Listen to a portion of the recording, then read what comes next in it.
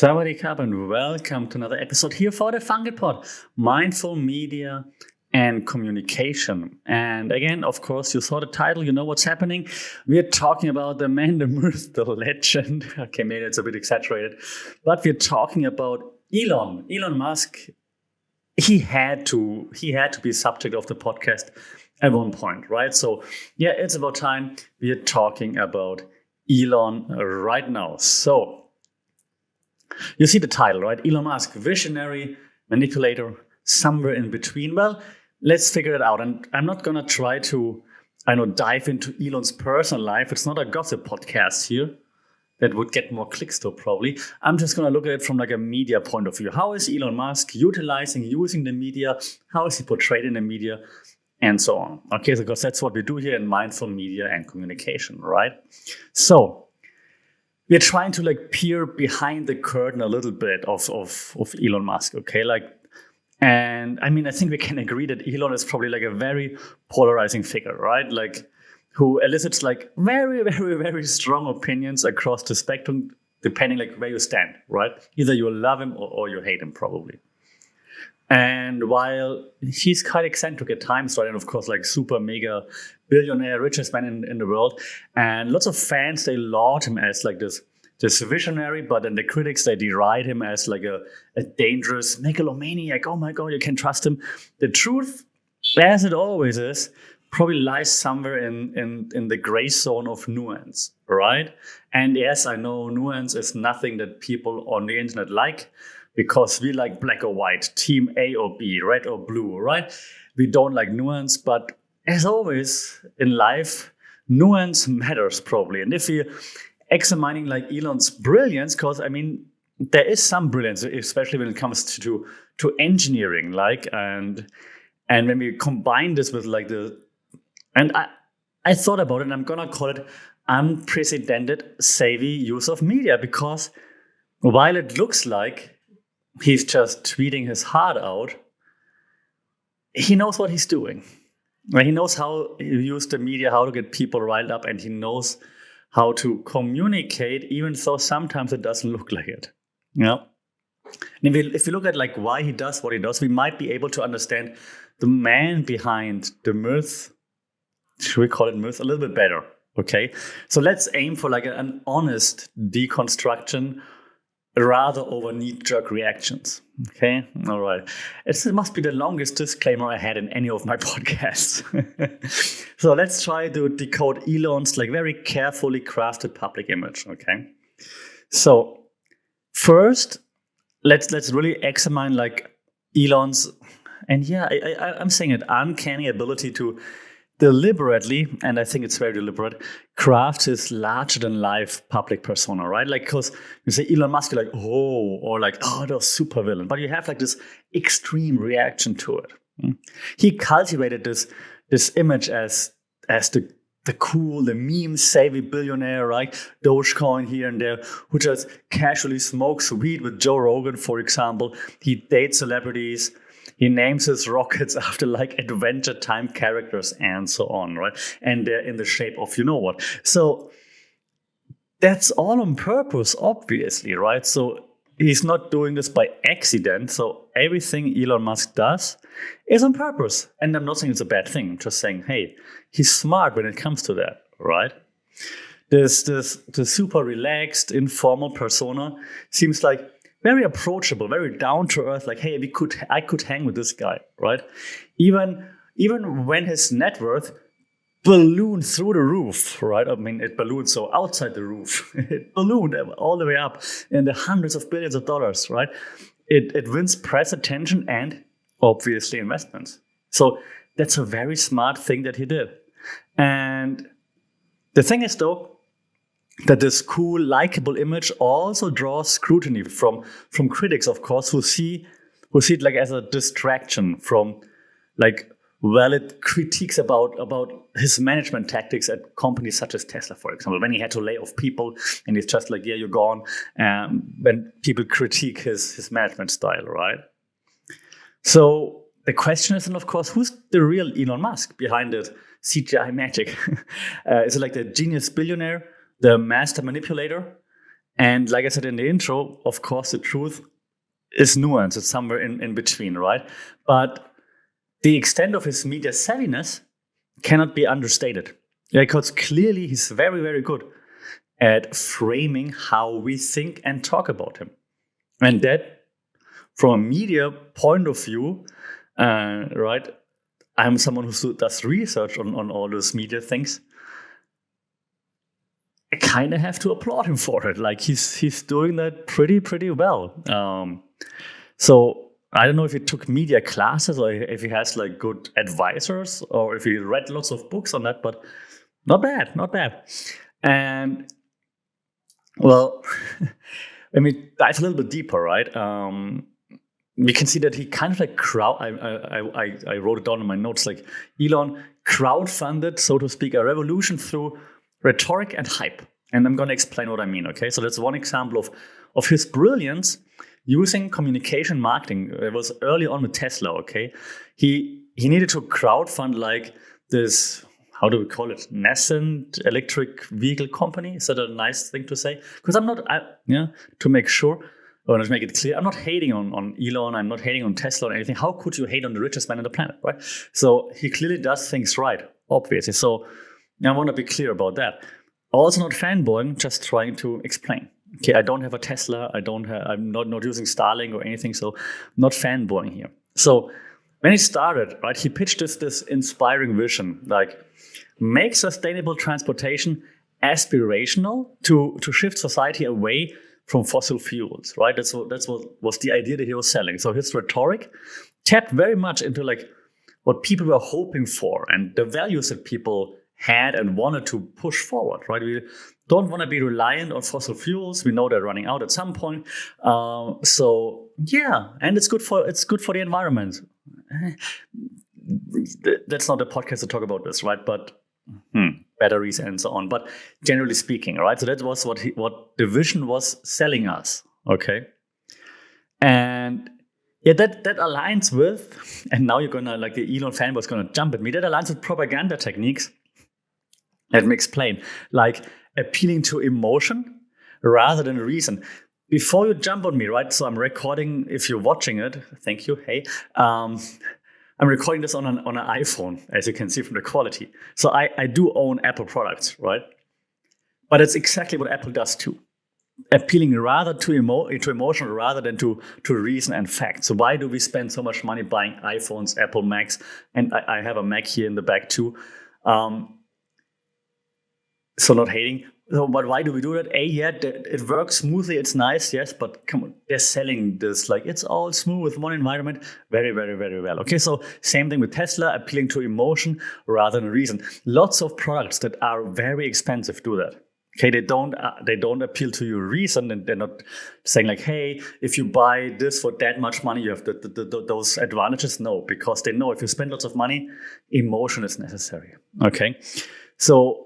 And of course, the environmental sustainability reason, the mission that he put out resonated, of course. He needed the hype and the deposits to fund the initial Tesla car production. That works via emotion, right? So you might say, okay, yeah, got it. But this is like a noble end justifying creative means, right? So, I mean, the goal is still the same. Critics, however, would say, yeah, got it, but the hype isn't really fulfilled yet. I mean, you can hype it up to get the money, and then hopefully you produce what you're promising. But did he really follow up on all the hype? Is the question. That's what you have to answer. Do you think Tesla already made the impact that they were selling, or are they still lagging behind? But it was undoubtedly clever persuasion that did pay off. So again, well done. But now, of course, you also have to talk about the fact that, that we're all waiting for, like, Twitter. we have to talk about Twitter. So first it started with like this wielding like this unprecedented influence. Yeah, that's my favorite word today when it comes to Elon, like influence on Twitter, right? Because he has like this huge influence on public discourse. And since he acquired Twitter, X, of course, even more so. Yeah, he spurred like divisive spats with politicians, polls about policies, engagement experiments, and way more. And just to showcase it one more time that I'm not an Elon fanboy, okay? You know, if you watch/listen to this podcast more frequently, you know that I'm from Germany, okay? And like last week, he shared something from like actually like a not a fake account, but like an account with like a doubtful history, dubious history, that there are like boats out there in I forgot which sea, sponsored by the German government with German tax money that pick up like refugees and then send them to Italy, all with German tax money, making them illegal immigrants, which was not true. And then he reshared that and said, like, I hope something like the tweet read, like, I hope the AfD, which is the German right-wing party, so no matter what you feel, but he said, I hope the AfD, the tweet said, I hope the AfD wins the election so that they can get rid of all this stupid stuff. I'm paraphrasing, okay? No matter what you think, but looking for an extremist party, whether it be left or right, I'm not making this a political show now, but pushing like an extremist agenda, excuse me, so I'm definitely not an Elon Musk fanboy, right? So, but I have to admit that, because it got me riled up, that he has lots of influence. Obviously on Twitter, he had it before, now on X even more so, of course, because he forces us to see his posts, it's not tweets anymore, all the time. If you look at like communication theory, because that's what we do when we're not mad here sometimes, like for example, the two-step flow theory or agenda setting theory, we talked about those before, so you are familiar with those. Elon now functions basically as a powerful opinion leader. Oh my God. So I wrote the notes down when I prepared for the show, right, for the episode, but actually saying it out loud. So Elon is like a powerful opinion leader who can like, and that's the problem or the good thing, he can intrinsically draw attention to chosen topics through his viral posts. Intrinsically means like people paying attention because they want to. Like extrinsic means like you do something because someone forces you, someone gives you money or stuff like that. Okay, that's extrinsically. Intrinsically means we do it because we want to. So we do it because we follow him, because we believe him, or we follow him because we hate him, but we do it intrinsically. Okay, so that's something that he achieved, and there's no denying that he's very, very good at this. Now, the question, of course, is, does this unchecked power over Twitter/X now inspire hope for free speech?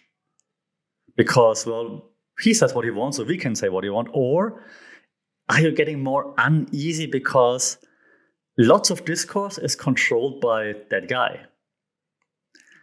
Here, of course, and again, different perspectives, right, lead to clashing takes. And that's what happens all the time. Elon's the hero. Elon's the supervillain. And then we're clashing, right? Again, the nuance probably somewhere in between in the gray zone. But as I said earlier, we don't want nuance because it's easier to choose teams. The media doesn't want nuance. Heck, Elon doesn't want nuance. He wants to be either the hero or the supervillain, because if people are like, yeah, I'm not sure, whatever, then no one clicks, no one follows. You get the idea. We talked about this before, right? Isn't that frustrating that it all comes back to this again? Now, when we track Elon's media savvy back to his foundations too, right? It's very interesting, by the way. He didn't just become this master of media manipulation and messaging like overnight, right? Not like, hey, I'm great at this. If you trace it all back to like early ventures such as Zip2 or PayPal, most famous for PayPal probably, right? He demonstrated amazing, like phenomenal skills, even as like a salesman and like a pitchman, even before he was like the super famous. Okay, so there's this charisma that he like crafted, translated seamlessly into securing like investments from titans such as Peter Thiel, and not talking about him too much, but I mean, you know that he's a big investor, right? This passionate testimony in Congress to shape policy and TV interviews where he sold like world-changing visions, right, for the future. So he's been good at that for a long, long time. It didn't just happen overnight. This is also a takeaway, by the way. You have to practice that, okay? So the origins of his media abilities stem from back then, from this innate understanding of psychology and showmanship and how to bring this all together. And again, very smart. Also, very smart is how he manufactures this and it might be a bit overboard, but this godlike cult following, right? Elon has like developed this die-hard cult following of like devotees who boost his messaging across social media. Even if he wouldn't force us to just see his tweets, posts the whole time, his disciples would share it anyways so that everyone sees it anyways all the time, right?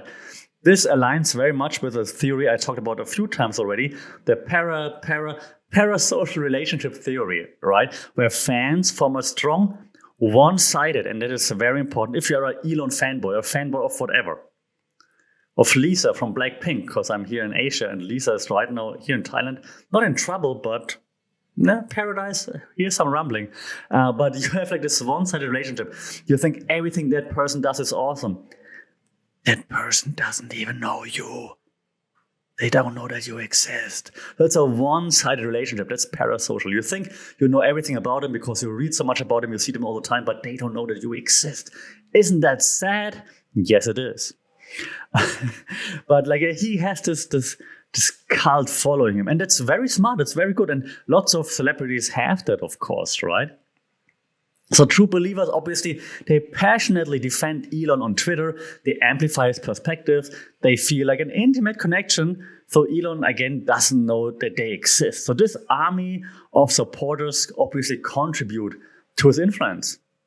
And this cult of personality, I wish I could sing. A cult of personality, CM Punk's walkout song.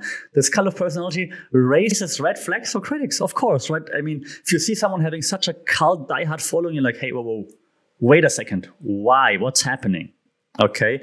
And to those critics, the Musk fandom represents groupthink and the distraction from substantive issues. A group thing. We talked about group dynamics before as well on this podcast, right? You want to be part of the in-group, not the out-group. So if the group likes one thing, you follow it. Like it also works, and throwback to the last week's episodes, that also works, for example, for football, right? You're a Manchester United fan. I'm sorry. Let's pick another team, a successful team. You're a Man City fan. Then you're like, yeah, let's go Man City, F Man United, F Liverpool, and the other way around, right? You're a Ronaldo fan. You're like, F Messi, for example, right? You're an Elon Musk fan. Yeah, F the other. That's group thing, okay? Like whatever our group that we're part of does, we're going for it, right? So that's what critics are questioning. Like, yeah, I see that you like that guy, but why are you so crazy all in about that? Okay. All right. We also have to look at like some of his questionable government partnerships, to be honest. Right? Some partnerships with the government agencies, they might raise some eyebrows too, right? For example, SpaceX, which is awesome, but they have those massive NASA contracts, right? And they pitch those ambitious visions for like commercial space travel, right?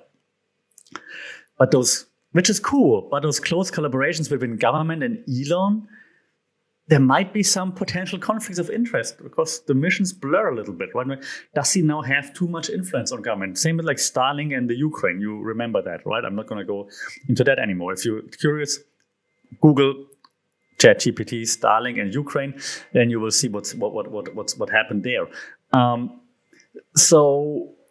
Does he manipulate the relationships for power? Or does he pragmatically drive progress, right? You could look at both sides, of course. Again, divisive debate right here, right? It could, in theory, maybe he just wants to push development. Maybe he wants to have more influence. Right, so interesting times. And again, and I'm saying it, or I'm calling it propaganda on purpose, so that you like listen up and like, what propaganda? So he's also utilizing propaganda techniques so very, very, very well. Like any other communications master before him, and I'm not comparing it to like German communication masters before, but like to other communications masters.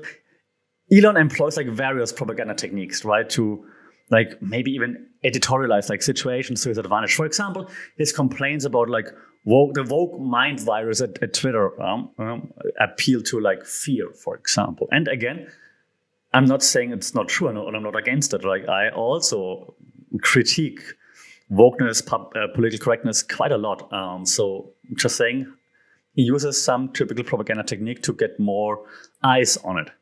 Yeah, well, he has like those frequent puffed up claims about technical challenges overcome appeal to accomplishment, for example. Or others would argue, though, that Elon uses strawman arguments on Twitter/X to oversimplify critics.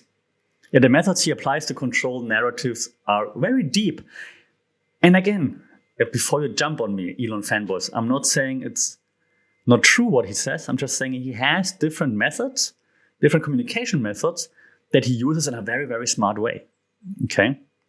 And of course, to bring it close to an end now, but back to X/Twitter, this was kind of a double-edged sword, though, right? Because there are very reasonable arguments on both sides, in my opinion. Again, his supporters, they believe he's restoring free speech. It's what Joe Rogan says all the time, that was stifled by like those overzealous moderation politics on Twitter before, which I agree, those moderation politics were pretty stringent, right? Is it the right word? German here. Let me know. But critics now argue that Elon, of course, this whatever approach has empowered like extremists and degraded civility. Yes, that's also true. So see, both things can be true. So there are merits and pitfalls to his unprecedented power, of course, over this social discourse, right? But it's undeniably like a double-edged sword with like huge ripple effects, right? And I'm not saying it's easy, because like, what would you do? You allow everybody to say whatever they want, free speech, yeah, but then you have those extremist idiots on there, right? So it's really, really, really, really tough. So if you now try to look at like psychology, like is he an egomaniac, or is it egomania, or is it confidence what he has, right? Why is he the way he is, using the media? And from a psychological lens, I must say, well, there is something that looks like ruthless ambition, ego, maybe even, or some analysts might say like hubris, right? But others frame it more positively, like as relentless confidence, for example, that fuels his world-changing aspirations. So again, which side are you on, right? His demanding management style that's been talked about in the media here and there speaks to this win at all costs mentality, right? But is this an asset that propels achievements for humanity, or is it a dangerous liability? Interpretation depends on the side that you're on again, right? So it's really not easy to put him into like one corner. And if we address criticism, unethical tactics, and so on, which are out there, shows that he's definitely not without controversies, right? Many allege he engages in stock manipulation by using X, for example, union busting, and what else did I write down? Regulatory non-compliance, and more, like those different companies. And there are documented cases where his diversion tactics on Twitter may aim to draw like attention away from valid critiques. But again, who wouldn't do that, right? But there are also plenty of false accusations that go viral. So then you can't believe everything that's out there, obviously, right? So distilling the truth requires cutting through this polarized noise on both sides again, okay? Always coming back to this. So the way he leverages his personal brand and reputation, right? At the corporate level, Elon's personal branding and reputation like provides, I think, invaluable benefits to his companies like SpaceX, Tesla, Starlink, you name it. X, not yet. So his media prowess generates attention, hype, maybe even public trust that translate into like really tangible financial outcomes, right? And when he took a hit of marijuana on Joe Rogan, you might remember, NASA was like pretty unsettled by this reckless image, but the publicity also serves shareholders, right? So there are deliberate business calculations behind moves that seem merely impulsive. So again, he's being pretty smart. And now we should try to reconcile like public and private persona. There are noticeable difference, I think, if you look at it, between Elon's carefully choreographed public persona and some reports of his impatient behavior in private and with staff, right? You never see him bursting out emotionally in public, but there are reports about him being like this when he talks with staff, for example. So this speaks to a certain degree of like intentional persona management. He's like, okay, I'm in public now, I have to be the cool guy, right? So the charismatic icon people see versus the operational leader under pressure appear divergent at times. But before you again hate on me, don't hate, because inherently we all present our like different versions of ourselves, like contextually, right? At work, when in the gym, when we play sports, when we're with our partners, and so on. So the parent, for example, also versus the professional persona. Yeah. So to expect full continuity may be unrealistic, right? Still, the stark contrast raises some intrigue, I think, and that, again, not saying anything negative here. I just think it's intriguing to see. But again, we all have different personas depending on the context that we're in. So to wrap things up, right? It's still the search for nuance, in my opinion. Right? A figure as complex as Elon, I think, ultimately requires us to move past black and white verdicts. What I said the whole episode, we gotta challenge like those oversimplified narratives, and we gotta cultivate media literacy. And that's all I'm trying to do with this podcast, right? Mindful media and communication. Media literacy really matters. So Elon's brilliance and achievements, they speak for themselves. No one can take that away, okay? But healthy skepticism helps to balance the hype. Don't just buy into everything blindly. It has merit to many critic arguments, even as credit is due for spearheading progress. Again, you can say, wow, the progress he's made is fantastic. Still, I'm not completely blindly following him, okay? Where most then likely falls across like a nuanced spectrum, right? So resisting reactionary takes is crucial in this moment, I think. As is giving fair evaluations beyond personal feelings. Yeah, not just like, I hate the guy. Like, yeah, but look at it like past those personal feelings. Like the endless debate and dissection will undoubtedly continue, right? As long as he's in the public eye. So I welcome your perspective.